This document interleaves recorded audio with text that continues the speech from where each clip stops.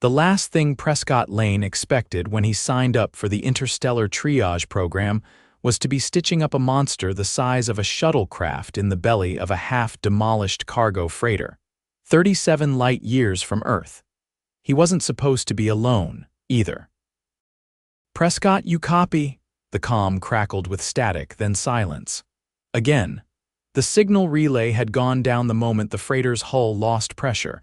He cursed under his breath and checked the oxygen gauge strapped to his wrist. Yellow. Still breathable, but not for long if the auxiliary scrubbers failed. He shivered despite his thermal suit. The emergency beacon he dropped at the entrance of the wreck pulsed with a dim red light behind him. Everything ahead was warped metal and flickering light, the bulkheads twisted like plastic under a heat lamp. The freighter had taken a direct hit pirates, maybe, or a miscalculated jump, but the damage was catastrophic. And yet, someone or something had sent a distress signal. He moved cautiously through the corridor, scanning with his handheld med analyzer. No life sign blips. The walls groaned around him, steel protesting its own brokenness. Then, like a whisper in his peripheral vision, something twitched. Prescott froze. There, between two collapsed support beams, was a body, or what he thought at first was a pile of shredded cargo netting. It moved again, just slightly, and he stepped closer, lifting his headlamp. It wasn't cargo. It was a creature, huge and coiled like a serpent, but with limbs, 6 of them, each ending in claws dulled with age or injury. Its skin was thick, scaled, deep violet marbled with sickly gray. One eye, the size of a dinner plate, blinked slowly. Blood pooled beneath it, dark, almost black with a chemical sheen. "Holy hell," Prescott muttered. The creature exhaled. Not a growl, not a gasp. Just a long, rattling breath that left condensation on Prescott's visor. "I'm not here to hurt you," he said loudly, slowly enunciating. "I'm a medic." "Can you understand me?" The eye blinked again. Then it closed. Prescott dropped next to the creature and set down his bag. He ran the med analyzer over the torso, though he wasn't entirely sure what was torso and what wasn't. The readout flashed erratically before stabilizing. Massive internal bleeding, spinal fracture. 2 no, 3 organs ruptured. If you've got anything like a liver, it's toast. He popped open a field injector, adjusted the dose according to mass estimates, and jabbed it into what he hoped was muscle. The stabilizer cocktail should at least slow the bleeding, maybe buy him time. A low rumble issued from the creature's throat. Not quite a growl, it sounded like pain. Prescott worked fast, fingers moving with practiced speed. He unpacked a pressurizer patch and slapped it over the worst of the wounds, then sealed a tear in the creature's hide with biofoam. The foam hissed as it expanded, forming a temporary barrier. Another noise. A voice. "Why?" Prescott looked up sharply. The creature's eye had opened again. "Why save me?" it asked. Its voice was like dry leaves scraping granite, deep, slow, but intelligible. "Because you're alive," Prescott replied. "That's enough." The creature didn't respond, its breathing slowed. "I'm going to need to move you," Prescott said. "This place isn't stable." "No," Prescott frowned. "No, you'll die here." "No." Prescott sat back on his heels. He'd treated soldiers with half their face missing who still begged to live. He'd seen miners crushed under rock refuse to let go.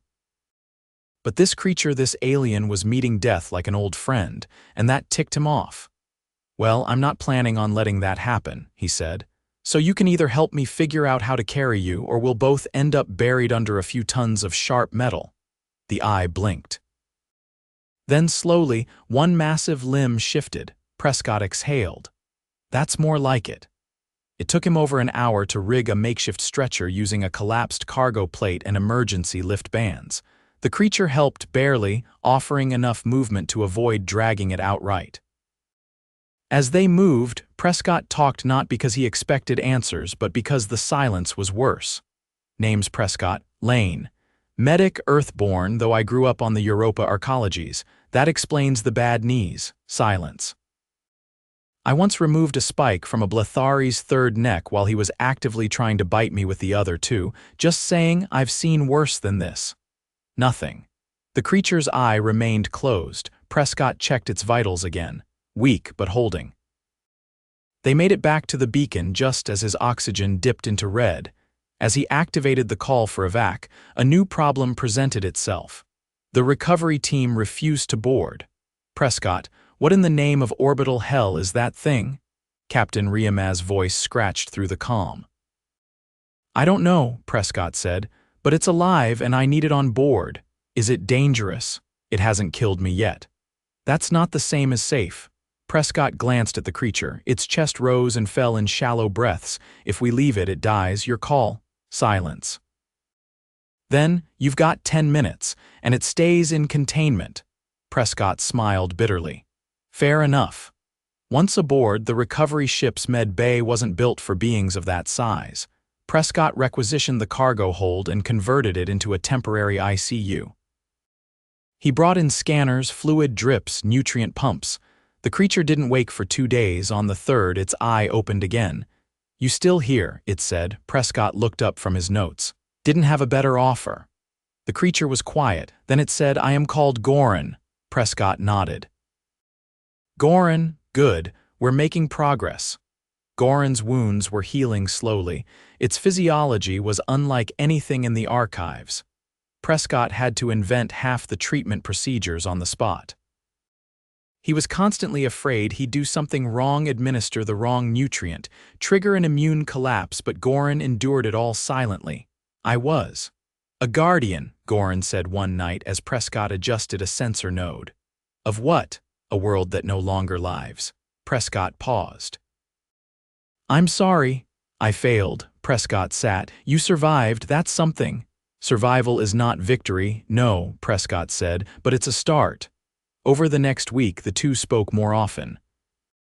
Gorran's language was clipped, formal, but he understood humor, and occasionally gave a low, brief sound that might have been laughter. Prescott told stories about Earth, about med school, about the time he had to remove a parasitic sponge from a diplomat's ear canal while the ambassador was actively shouting at him. Gorran, in turn, spoke of his people tall, long-lived, scattered across dying stars. He was the last of his kind. His world had been devoured by something he refused to name. Fear is its name, he said once. It lives in silence, in the dark between galaxies. Prescott didn't push. Gorran's recovery was slow. His mobility returned, but unevenly. Several limbs remained paralyzed. Prescott worked with what he had, rigging support braces and mechanical aids. He wasn't an engineer, but necessity bred invention.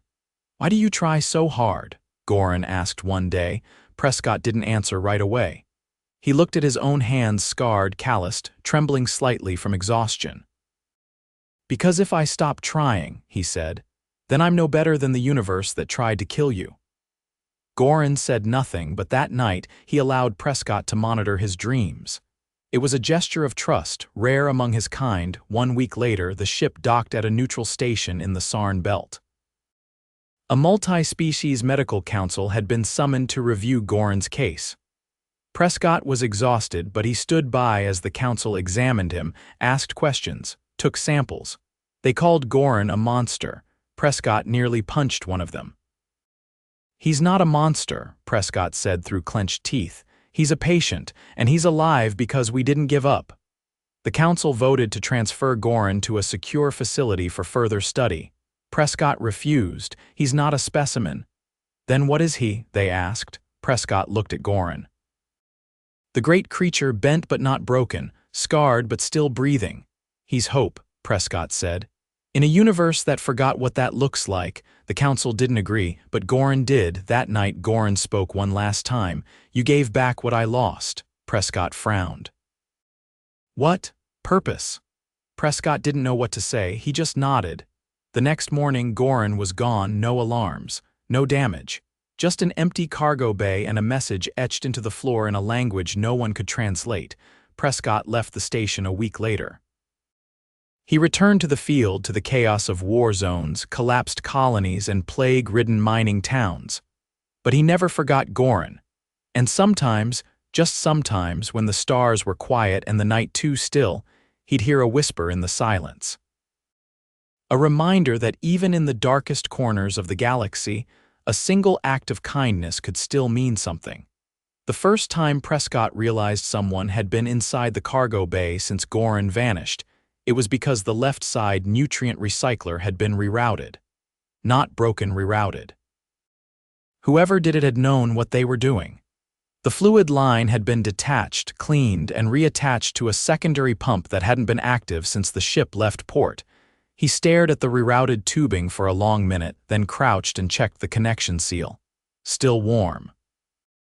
That wasn't the kind of thing that fixed itself. "Captain Remnant," he said aloud, though no one else was in the room, "you've got a ghost on board." He didn't alert the crew, not yet. If someone was sneaking into a quarantined med bay, he wanted to know why before alarms started blaring and jumpy officers started drawing sidearms. He left a motion sensor tucked behind the diagnostic console and went about his duties. The day passed without incident. 2 injured dockhands, 1 case of severe radiation rash from a Sarn Belt miner who believed in natural exposure therapy, and an elderly Brask trader suffering from an allergic reaction to earth-grown cilantro. Nothing out of the ordinary. But Prescott's mind kept drifting back to the cargo bay. That night he returned alone. The cargo bay lights flickered as he entered, reacting to his presence. Everything looked as he'd left it: empty, clean, quiet. He checked the motion sensor. It had recorded movement exactly 4 hours earlier. No visual signal, just ambient displacement and a slight pressure shift, like someone had entered and stood still for several minutes. He exhaled slowly and sat down on the makeshift cot he'd set up beside the treatment table. The same table where Gorran had spent those long days in recovery. Prescott hadn't disassembled it, couldn't bring himself to. Even now, the makeshift Roman IV stand stood like a monument to what had happened here. He dozed off without meaning to. When he woke, the room was darker than before. Something was standing near the table. Prescott reached for his sidearm, then stopped. The figure hadn't moved. "I know you're there." A click. Then a voice higher pitched than Gorran's, but not human. "Your kind doesn't usually sense us." Prescott sat up slowly. "You're not with the crew." "No." He stood. The figure was tall, narrow-limbed, wrapped in a cloak that shimmered faintly in the low light. 3 eyes blinked in slow sequence, vertical slits adjusting to the ambient glow. "Why are you here?" Prescott asked. "I came for the one who left this place changed." Prescott folded his arms. "You're one of Gorran's people." The figure tilted its head. "There are none of Gorran's people left." "Then who are you?" "I am what remained when they were gone." "That's not an answer. It wasn't meant to be." Prescott stepped forward. "He lived." "I made sure of that." "I know." The figure's head shifted toward the table.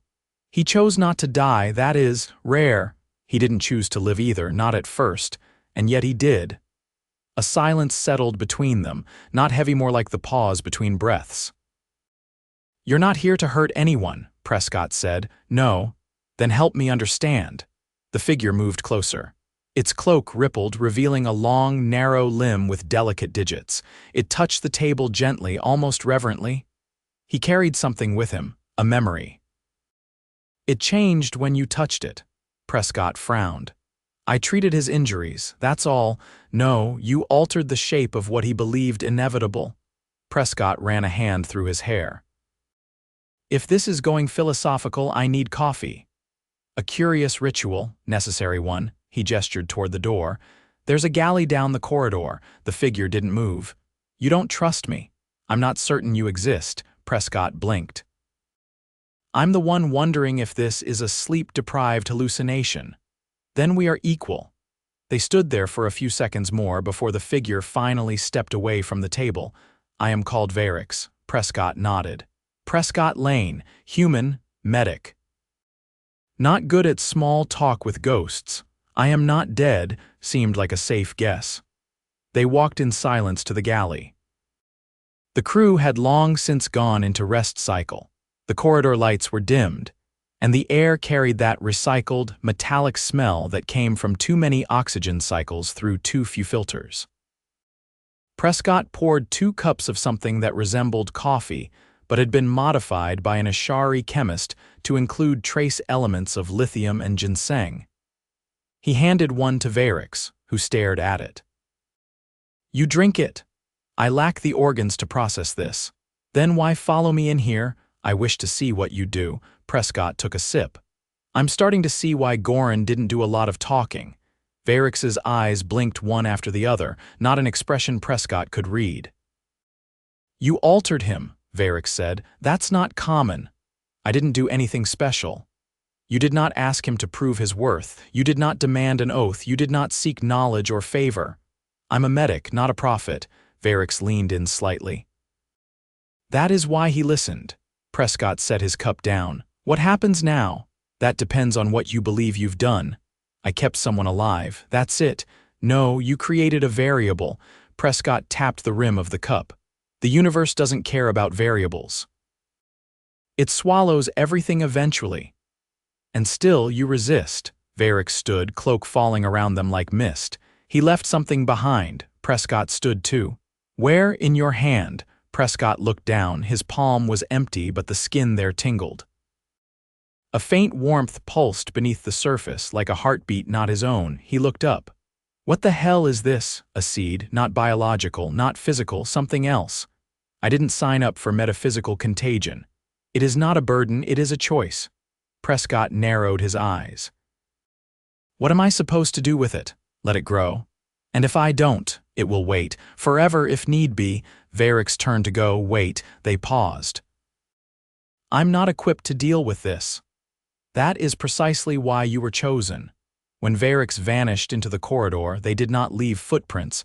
Prescott didn't sleep after that. He didn't report the encounter either. There was no protocol for mysterious alien, offers metaphysical seed of unknown origin. He spent the following days in a haze of routine, treating a bruised tailbone on a gravity dancer from even 6, removing a shard of ferrous glass from a trader's thorax, adjusting the dosage on a photosensitive skin graft for a Narnian courier. Normal things. Tangible things.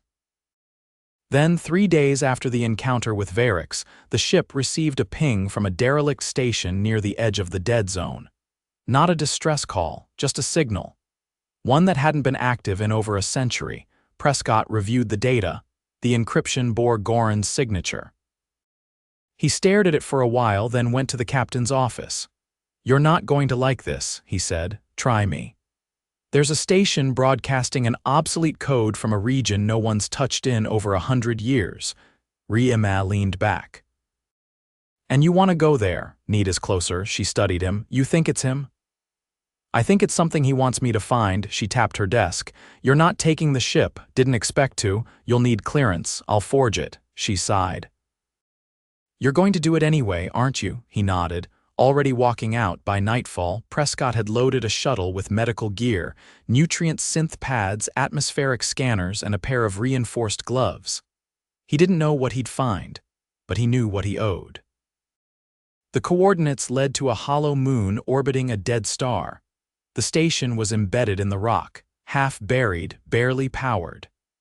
As he approached, the shuttle's systems flickered, not malfunctioning, reacting. Something was pulling him in, and whatever it was, it remembered his name. Prescott's boots crunched onto the moon's fractured surface with a gritty finality. The shuttle's landing gear hissed as it settled, and the dust-smeared viewport showed the station's outer wall. A half-buried crescent of alloy and stone, long abandoned, its edges warped by time and exposure. No lights, no movement. He double-checked the oxygen mix in his suit, locked the shuttle's comms to a dead loop, and approached the entry hatch with a coil of tension in his gut, not fear exactly. Something more patient than that. The hatch required no override. It opened with a reluctant sigh, almost organic in sound, and Prescott stepped into a corridor lined with panels that pulsed faintly under his presence. He didn't touch anything. He let the hallway lead him. The air inside was breathable in theory, but he kept his helmet sealed. The atmosphere had a mineral tang to it, too dry, with an undercurrent of something biological like the after-smell of a burned forest. The walls were patterned with unfamiliar etchings, not decoration, not signage. They looked like muscle memories carved into metal. Something had been here long enough to leave a language behind. After 3 turns and a descent down a narrow ramp, he reached a chamber that widened unexpectedly. A central platform rose from the floor, wrapped in a ring of cables and vines. Not vegetation, something artificial that had grown like it was alive. There was a table in the center, and on it, a figure. Prescott approached slowly, boots echoing in the silence. The figure wasn't Gorran, but it was close, similar physiology, smaller frame, duller skin. The body was inert but intact, not preserved, just untouched by time in a way that shouldn't have been possible. A soft pulse flickered under the platform, then a voice not from the body but from the chamber itself. "You came." Prescott's breath caught. He turned, but there was no one else. "You're here." "Only partly," said the voice. It was Gorran's, not a recording, not a simulation, something more direct. Prescott stepped back from the table. "This isn't how I was expecting to catch up. I did not expect to be found. I didn't come looking for you," he said. "I followed the signal. You sent it." "No," said Gorran. "It began when I left. It was not intended for you." "Then why did it call me?" "Because you answered." Prescott looked at the figure on the table again. "Who is this? A copy, a shed skin?" "I left it behind when I became something else." Prescott's mind reeled. "You're not dead." "I am not what I was." Prescott crouched beside the table, scanning the body with his handheld. No pulse, no electrical activity. But the cellular structure was still viable, like it had been cryo-locked at the moment of departure. No decay, no rot. "You're not in here," he said. "This is just a placeholder." "Yes." "Then where are you?" "I am part of the station now. I dissolved into its systems. I shaped it to hold memory, to hold what I was." Prescott stood slowly. "Is that what the seed was, that thing you left in me?" "Yes." "And what exactly is it doing in me?" "It waits. If you had not come, it would have remained dormant." "Why me, Gorran?" "Because you asked nothing." "And gave everything." Prescott shook his head. "That's not an answer." "It is the only one I have." He stepped away from the table, heart pounding. The walls around him began to shift, not physically but perceptually. The shapes in the metal seemed to ripple, aligning into patterns that moved with his gaze. No threat, just awareness. "What do you want me to do with this?" Prescott asked. "You are not required to do anything, but you are capable." "Of what?" Continuing, he laughed, short and sharp. "You turned yourself into a haunted moon, and now you want me to. What? Carry the torch." "I want nothing. But you may choose." The vines around the platform stirred gently, as though breathing. Prescott stared at the dormant body again. "You left this behind for a reason. You wanted someone to see it." "I wanted someone to understand." He crouched again and placed a hand on the body's arm. It was cool but not cold. No rigor, no decomposition. "You could have let yourself fade." "I chose not to." Prescott looked up. "You never told me what destroyed your world." There was a pause longer than the others. "It was not a weapon, not a war, it was forgetting." "Of each other." Prescott sat back against the wall, letting the weight of the room press in. "You think people just forgot they mattered? They remembered too late." He nodded slowly, then stood. "And now you've turned yourself into a memory machine." "Yes," he paced the chamber once. "So what happens if I walk away?" "Then the station sleeps. And you return unchanged." He looked down at his hand. A faint warmth still pulsed there, like a heartbeat when the rest of the body is quiet. "I'm not built for this," he said. "And yet you remain." He exhaled through his teeth. "You're a manipulative bastard." A silence then. "I learned from you." Prescott laughed again, this time with something like affection. "All right." He stepped toward the platform, tapped a few readings into his handheld, and connected it to the station's interface node. The readout was disorganized, but not impossible. The neural map of Gorran's consciousness, the one still embedded in the station's core, was intact. He could copy it. Not into a body, not fully, but into a container, a carrier, himself. He hesitated. "This is irreversible, isn't it?" "Yes." "What happens if I can't hold it?" "Then it will scatter, but it will not harm you." Prescott looked at the dormant figure one last time. "You're lucky you're dead. This is the kind of idea that gets people fired." He initiated the transfer. The station responded immediately. The vines around the platform lit up, sending pulses to the central column. The chamber dimmed and a hum started low, steady, not unpleasant. The warmth in his hand spread up his arm into his chest, not painful but deep.